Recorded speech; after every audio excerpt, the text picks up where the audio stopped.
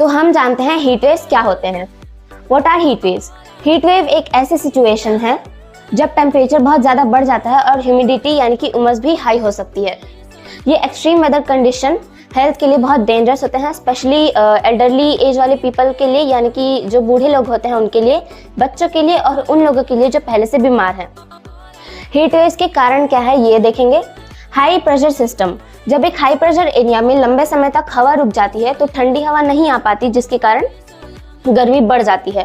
Climate change, global warming की वजह से भी हीट वेव्स बहुत इंटेंस हो सकते हैं। अर्बन हीट आइलैंड इफेक्ट, शहरों में कंक्रीट और बिल्डिंग्स हीट को बहुत ज़्यादा ऑब्जर्व करते हैं, जिसके कारण हीट वेव्स इंटेंस हो जाते हैं।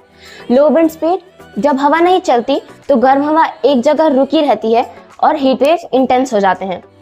अब देखेंगे हीट वेव्स के सिम्टम्स क्या क्या हैं। हीट क्रैम्प्स, बॉडी मसल्स में जलन या दर्द होना, एक्सेसिव स्वेटिंग होना या फिर फैटिग यानी कि थकान लगना।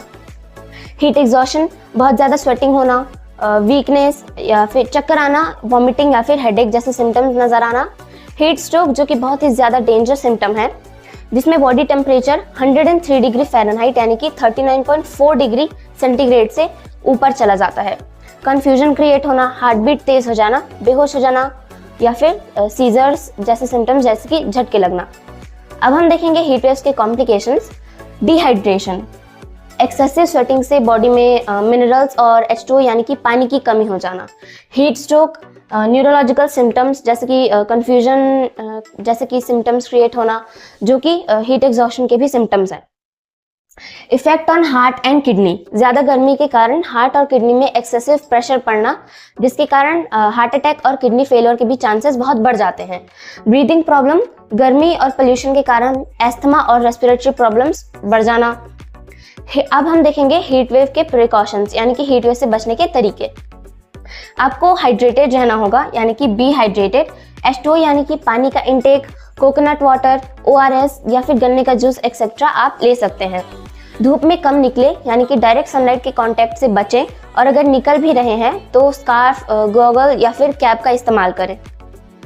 लाइट और लूज कॉटन क्लोथ्स पहनना, अगर हो सके तो AC और कूलर का इस्तेमाल करें या फिर ठंडी जगहों पे रहें। Take bath with cold water, जिससे आपके बॉडी का टेम्परेचर जो है वो कम हो सके। वाटर रिच फूड का इंटेक करना, खीरा, ककड़ी, कर्ड एक्सेट्रा आप ले सकते हैं ताकि आप हाइड्रेटेड रहें और आपकी बॉडी में पानी की मात्रा कम ना हो। Avoid fast and junk food, time पे ORS, Electral powder, coconut water या फिर ज़्यादा से ज़्यादा पानी पिएं।